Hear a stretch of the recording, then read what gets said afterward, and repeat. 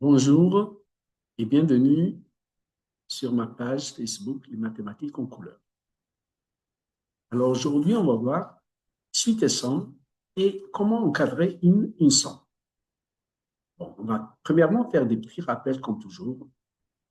Donc, les seules sommes calculables des termes consécutifs d'une suite, dont le programme du secondaire, sont les sommes des termes consécutifs d'une suite arithmétique ou les sommes des termes d'une suite géométrique qui sont données par les formules suivantes.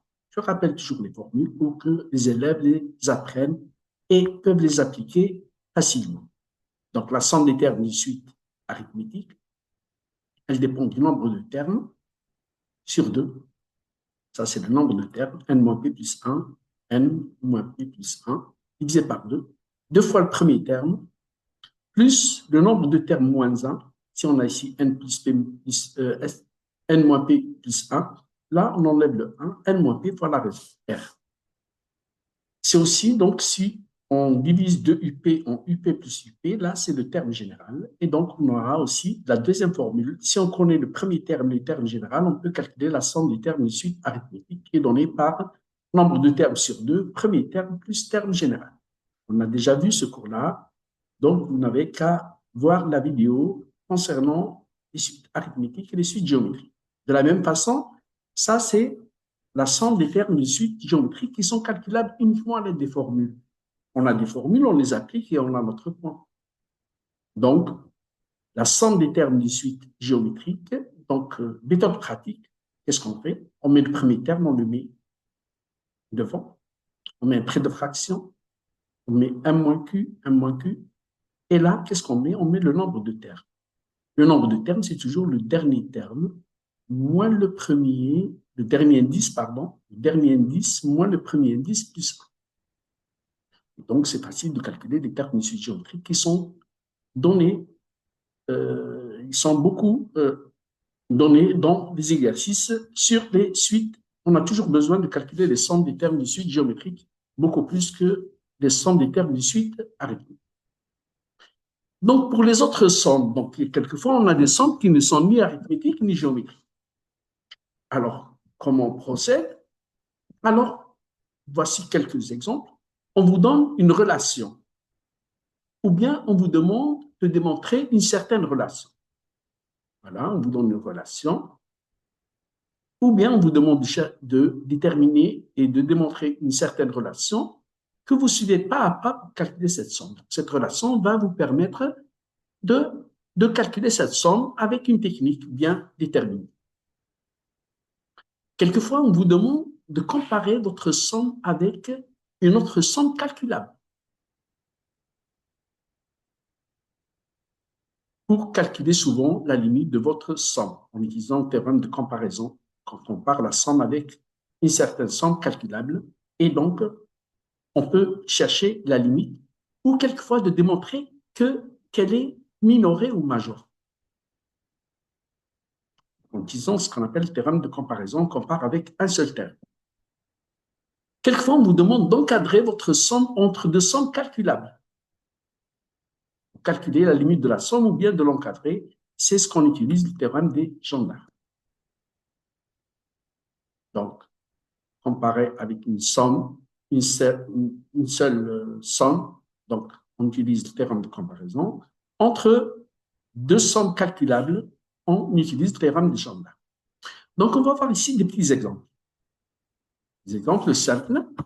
Si on a UN, le terme général d'une suite, ça peut être la suite définie par une somme aussi. Si UN est supérieur à n plus 2, on appelle Vn. Et donc, la limite de Vn égale plus l'infini. On vous demande de montrer que Un est plus grand que n plus 2, et puis on vous demande de calculer la limite de Un. Donc, puisque Vn tend vers plus l'infini, quand n tend vers plus l'infini, alors Un est plus grand que Vn, donc certainement Un tend vers plus l'infini. Donc, ça, c'est théorème de comparaison pour calculer une limite de la suite UN. Bon. Maintenant, supposons que on a montré que UN est inférieur à n carré sur n carré plus 1. Donc, le numérateur sont des nombres positifs, le numérateur est plus petit que le dénominateur. Donc, ce nombre-là est plus petit que 1.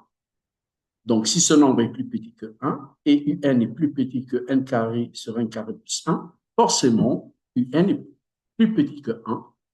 Et donc, on dit que la suite est majorée par le réel 1. Si utiliser de la minoration, ça dépend donc des... Voici des petits exemples qui vous permettent de calculer soit la limite d'une suite en utilisant le théorème de comparaison, soit déterminer qu'une suite est majorée ou bien minorée ou bien bornée. Tout dépend donc des conditions de l'exercice. Allez, voici notre exercice principal. L'exercice principal, donc, on mémorise, on vous demande soit UN, la suite définie pour tout n supérieur à 1 par. Donc, c'est une suite définie par une sommation. Somme de k allant de 1 jusqu'à n des nombres qui s'écrivent sous la forme n sur n carré plus k. Regardez ici, c'est k qui varie. Et il varie de 1 jusqu'à n. Voici donc cette sommation. Donc, on commence par le premier terme. Le premier terme, c'est n sur n carré plus 1. On donne à k la valeur 1, puis on donne à k la valeur 2, puis on donne à k la valeur 3, etc., jusqu'à arriver à le terme n sur n carré plus 1. On donne à k la dernière valeur de n. Donc, on vous demande, voilà, montrer que UN, que cette somme-là, toute cette somme-là, elle est comprise entre n carré sur n carré plus n et n carré sur n carré plus 1. Et puis, par la suite, la détermination de la limite de UN, bien sûr, en utilisant, vous l'avez remarqué, le théorème des gendarmes. Bon, on passe donc, on va montrer, donc première question, c'est montrer que n carré sur n carré plus n est plus petit que UN et UN est plus petit que n carré sur n carré plus 1. Bien sûr, montrer une inégalité. On se pose la question comment déjà débuter pour montrer une inégalité. Pour montrer une inégalité, donc il faut commencer par une inégalité. On a une inégalité, on veut la montrer, donc on doit commencer par une inégalité et on va pas à pas jusqu'à trouver l'inégalité demandée. Donc ici, tout simplement, puisque ça dépend, on a une n il dépend de k. Donc, on va utiliser que notre k, voici l'inégalité, k se trouve entre 1 et n. Donc, on va démarrer par l'inégalité k compris entre 1 et n. Vous voyez bien que le nombre k varie de 1 jusqu'à n, donc notre k est compris entre 1 et n. Ben voilà. Et à partir de là, on essaie de trouver n sur n carré plus k. Donc, on ajoute n carré aux trois membres, n carré plus 1, n carré plus k, n carré plus n, on ne change pas le sens. Maintenant, tous les termes sont positifs. Si tous les termes sont positifs, alors regardez ici, si tous les termes sont positifs, et nous, on inverse. Quand on inverse, on va inverser les trois nombres. Il y a des petits rappels qu'on a fait au collège. Donc, si trois nombres sont positifs, et si on a A plus petit que B, alors, il rappelle qu'on a déjà vu dans les autres vidéos, j'inverse le B,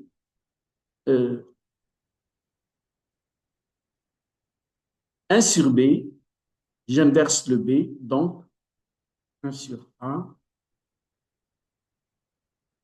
pardon, B, j'inverse, pardon, excusez-moi, donc, une petite,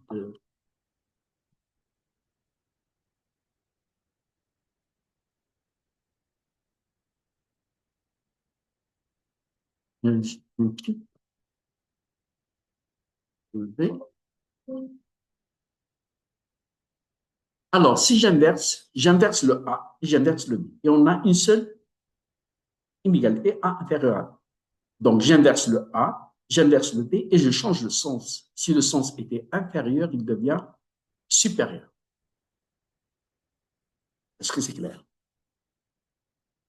Maintenant, si on a une double inégalité, si on a une double inégalité, A inférieur à B inférieur à C. Là, bien sûr, quand on inverse, on change. On peut changer le sens. Mais généralement, les écritures en mathématiques, avoir ici supérieur et là supérieur, c'est pas une bonne écriture. Généralement, quand on écrit des inégalités, on écrit le plus petit à gauche, celui qui est au milieu, il reste au milieu, et le plus grand à droite. Donc, qu'est-ce qu'on va faire? Bien sûr, on va changer de sens, ou bien on ne change pas de sens, on change l'ordre des termes. J'inverse le C, je le mets à gauche, et j'inverse le B et je le mets à droite. Donc, là, c'est comme si j'ai inversé le sens. Même chose ici, donc c'est la même petite erreur. Donc, ça, c'est le travers de copier-coller.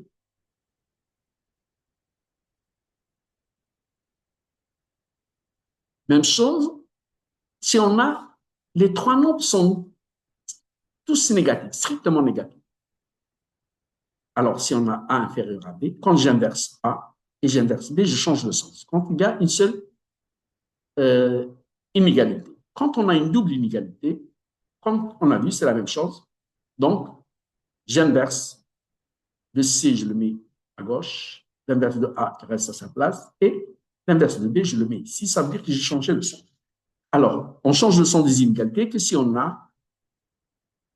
inverse des nombres de même signe, tous positifs ou bien tous négatifs. Parce que si l'un est positif et l'autre est négatif, bien sûr, celui, euh, quand j'inverse le négatif, l'inverse du négatif reste toujours inférieur à l'inverse du positif. Donc ici, j'inverse. J'ai inversé, donc j'ai changé le sens. Je n'ai pas changé le sens, mais j'ai changé la place de nombre. J'ai inversé ce nombre, je l'ai mis à gauche. J'ai inversé 1 carré plus 1, je l'ai mis à droite. Et l'inverse du milieu reste à sa place. On multiplie par n qui est positif, on ne change pas le sens.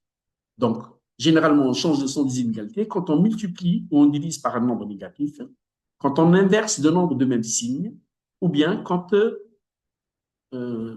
on élève au carré deux nombres strictement négatifs. Ça, c'est les cas où on doit changer le sens des inégalités. Alors, nous, on nous demande par la suite, voilà ce qu'on nous demande, de montrer, on revient à l'exercice, montrer que UN, cette somme-là, la somme de tous ces nombres-là, est comprise entre n carré sur n carré plus n et n carré sur n carré plus 1. On vous demande donc de montrer cette double inégalité. Un, bien sûr, n, c'est la somme de tous les nombres. Donc, on va essayer de faire une somme. Alors, pour cela, je vais vous proposer un petit exercice de maternelle si on veut. Allez, on va faire un petit exemple pour mieux comprendre ce qu'on va faire par la suite, comment calculer ces sommes. Alors, bon, je suis le professeur d'une classe de mathématiques de la terminale qui comporte 19 élèves. Et je demande à chacun de mes élèves de vider leur poche et de mettre les pièces à gauche, pièces de monnaie à gauche, et ils ont sur la table, ils les mettent sur la partie gauche de la table, et du côté, pardon, de mettre les pièces du côté à gauche et les billets du côté droit. Donc, on suppose bien sûr que tous les élèves ont des pièces de monnaie et ils ont des billets. Je leur demande de mettre les pièces de monnaie à gauche et les billets à droite. Et moi aussi, je vais faire la même chose. Je vais mettre mes pièces de monnaie à gauche et mes billets à droite. Alors, par exemple, on va commencer par l'élève numéro 1. Allez, on lui demande de mettre ses pièces de monnaie à gauche. Il a 2 euros. Et il a un billet de 50 euros. L'élève numéro 2, comme par hasard, il a la même somme. Il a 2 euros en pièces et 50 euros en billets. Même chose, le troisième, le quatrième et moi aussi, le professeur, je vais aussi mettre mon argent, la monnaie à gauche et le billet à droite. Et comme par hasard, moi aussi, j'ai uniquement 2 euros en pièces et 50 euros euh, en billets. Allez, bon, vous allez me dire, on va faire une somme, bien sûr. On va faire cette somme-là. S égale U1 plus U2 plus U3 plus U20. Comme on est 20, ça, c'est les 19 élèves. Et ça, c'est leur professeur, le 20e. Donc, on va faire là. Ça, c'est la somme des élèves avec leur professeur, il y en a 20. Là, on va faire la somme qu'ils peuvent récolter en euros. Et là, la somme en euros des billets qu'ils ont. Allez, prenez vos ardoises et donnez-moi la bonne réponse.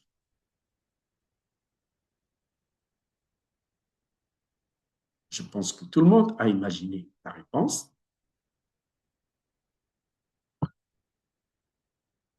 On va l'écrire.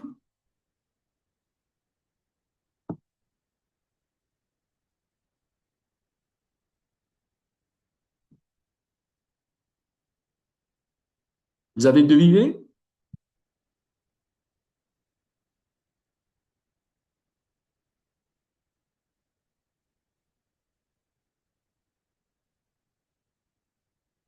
Là, on a les euros.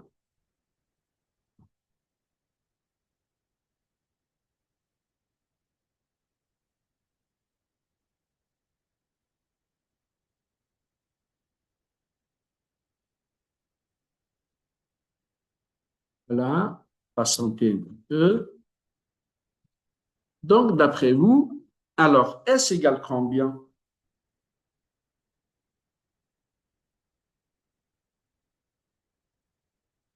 On fait la somme, donc. Pardon.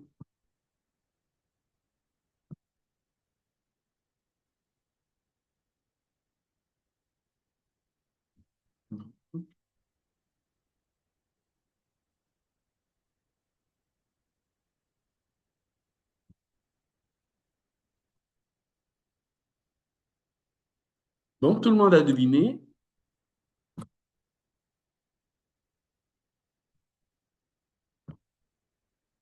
Voilà. Pardon pour le. Allez, d'après vous, combien va-t-on avoir d'euros? À gauche, on va faire 2 euros, plus 2 euros, plus 2 euros, plus 2 euros. Combien de fois? Bien sûr, on est au nombre de 20. Donc, on va faire 20 fois 2 euros. Et ça nous donne donc, le résultat est de 40,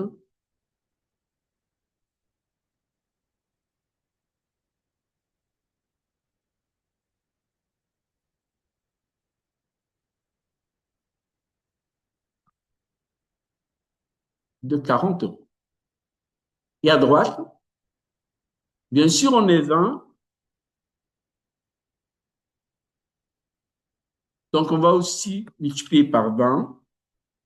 Chacun a 50 euros. Donc, le total, tout ce qu'on a, c'est 20 fois 50 qui va nous donner égal,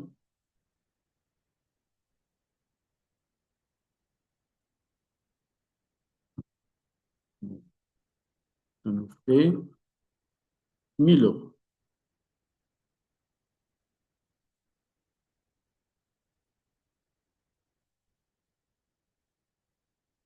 Pardon. Donc, voici des sommes. Là, on remarque que là, c'est la somme des termes d'une suite constante. On va faire la somme des 2 euros 20 fois. Et là aussi, c'est la somme des termes d'une suite constante qui est à chaque fois, on ajoute 50 euros et on fait ça 20 fois. Donc, ça nous fait 20 fois 50 euros et ça nous donne 1000 euros. Donc, on a toute la somme qu'on a récoltée, élèves et professeurs, on a 40 euros en pièces et 1000 euros en billets. Donc, c'est un exercice simple qui va nous permettre de faire cette somme-là. Voici la somme qu'on nous demande d'encadrer. Donc, bien sûr, nous, on a démontré cette relation-là. Regardez cette relation. Ce terme est constant. Ça, c'est 2 euros. Il ne varie pas. C'est K qui varie. Et celui-là aussi, c'est une constante. N carré sur N carré plus 1 ne dépend pas de K parce que c'est seulement le K qui varie de 1 jusqu'à. Alors, qu'est-ce qu'on va faire? Le premier élève, il va aussi mettre son argent à gauche et ses billets à droite. Premier élève, ça c'est N sur N carré plus N, c'est la somme en billets qu'il a, et là, c'est la somme pardon, en monnaie, et là, c'est la somme en billets. Élève numéro 2, lui aussi, il va mettre son argent, la monnaie à gauche, les billets à droite. Le dernier, le énième, il va mettre lui aussi les billets, la monnaie à gauche, les billets à droite. Et on remarque ici qu'on a le même nombre ici. C'est n sur n carré plus n qui ne change pas. Et là, si on fait, donc on va faire la somme verticale. Faire la somme verticale. Donc, pardon, ça, celui-là, il est ici.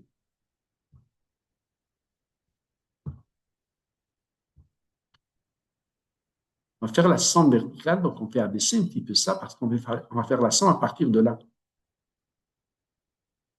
Voilà. Donc, on fait la somme à gauche. La somme du milieu, c'est UN. Ça, c'est la somme de K variant de 1 jusqu'à 1, c'est UN. Donc, au milieu, on a UN. À gauche, on a un même nombre. Combien de fois?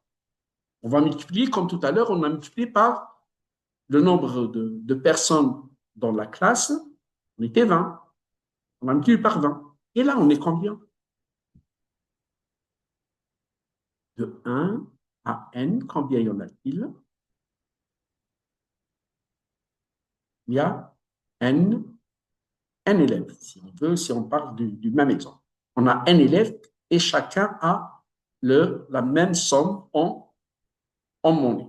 Et donc, on va multiplier. Donc, ici, ça, c'est un facteur commun. On va faire ce nombre, plus ce nombre, plus ce nombre, n fois. Donc, on multiplie n sur n carré plus 1 par n. Parce que la somme des 1, si on prend n sur n carré plus 1 facteur, on va voir n sur n carré plus 1 facteur de 1, plus 1, plus 1, plus 1, n fois. Donc, cette somme, c'est égal à n. D'où le résultat. Ça, c'est n. N fois n, ça fait n carré sur n carré plus n, on trouve le résultat demandé de tout à l'heure. Le résultat qu'on nous demande, c'est celui-là. Voilà. Et l'autre, c'est n carré. Donc, on utilise, c'est la même chose. C'est la somme des termes de suite constante. On va faire la somme. Vous voyez, c'est le même nombre. On fait la somme du même nombre n fois, donc on multiplie ce nombre-là par n. Et d'où, ici, on obtient l'encadrement de la somme UN entre deux termes, on encadre UN entre deux termes d'une suite VN et d'une suite WN.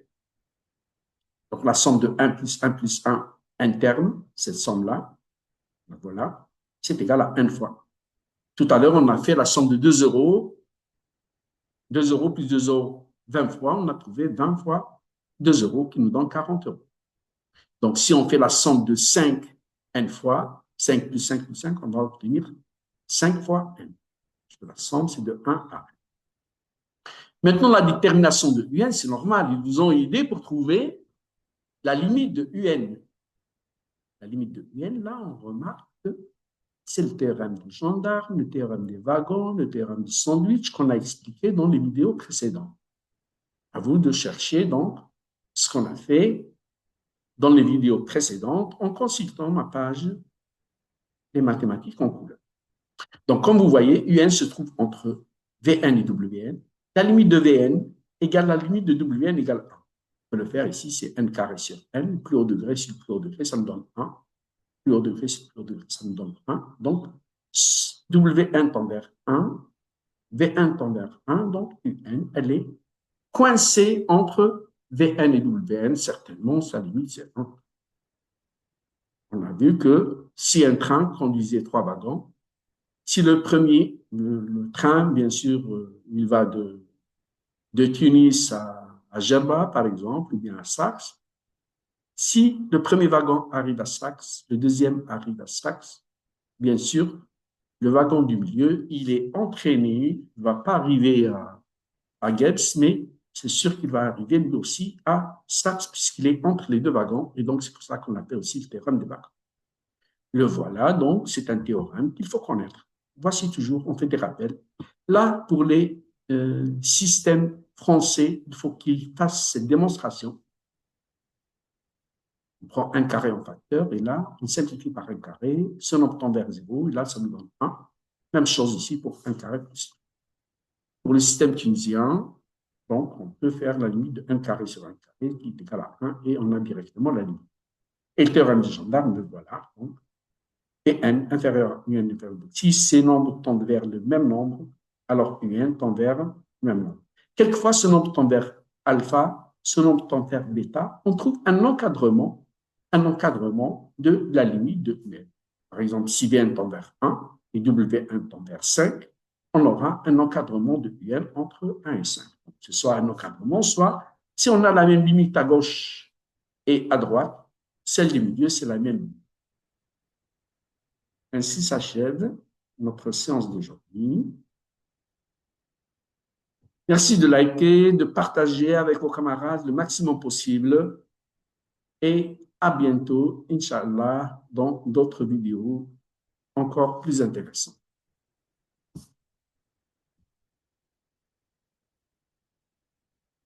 Bye bye et à la prochaine, Inch'Allah. Merci, merci, merci de visiter ma page, de partager ma page le maximum possible pour l'intérêt général et c'est ce qui me